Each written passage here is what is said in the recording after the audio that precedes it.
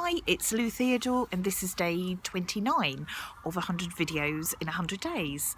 And today, I was having quite an interesting conversation with a friend earlier, all revolving around a certain question we ask ourselves at certain times.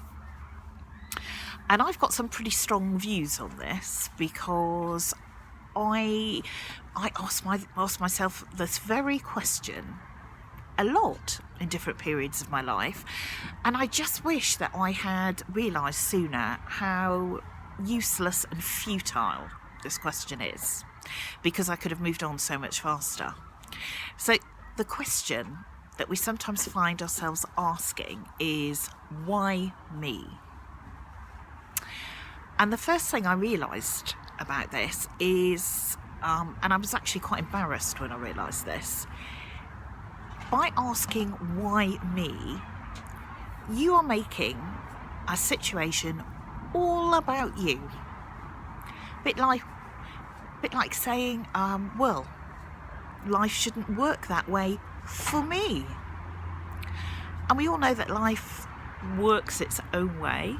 We are just one person on a busy planet, and asking why me is just such a selfish kind of way of interpreting events or problems or difficulties. It's just assuming that the whole world needs to revolve around you, and it's not true. It's not true. And even worse than that, when you're asking why me, you're putting yourself in this sort of victim mentality or victim state. A bit like, why me, why, but never moving beyond that. You know, feeling rather powerless apart from to question, why would it happen to you?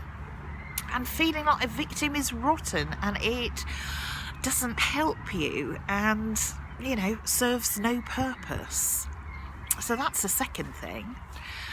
And the third thing, which is pretty big, is why me stops you from moving forward. It actually stops you. It sort of locks you into this thinking trap of why, and you never go forward. You know, if you ask better questions, you get solutions and you can move forward and you can move beyond whatever it is that's arrived for you. And sometimes those can be huge problems and sometimes they can be tiny problems. But, you know, say, why me? Why did that have to happen to me? Instead, ask yourself, well, what could I do about that next time? You know, what is there for me to learn about this? What are the other options that are available to me? You know, what do I need here? Could I get some help to deal with this? There are all sorts of other questions you can ask yourself that actually propel you forward in, you know, large and small ways, and they're so much more empowering than just dwelling on why me. It just keeps you so stuck. And I suppose the last thing is asking why me is incredibly depressing.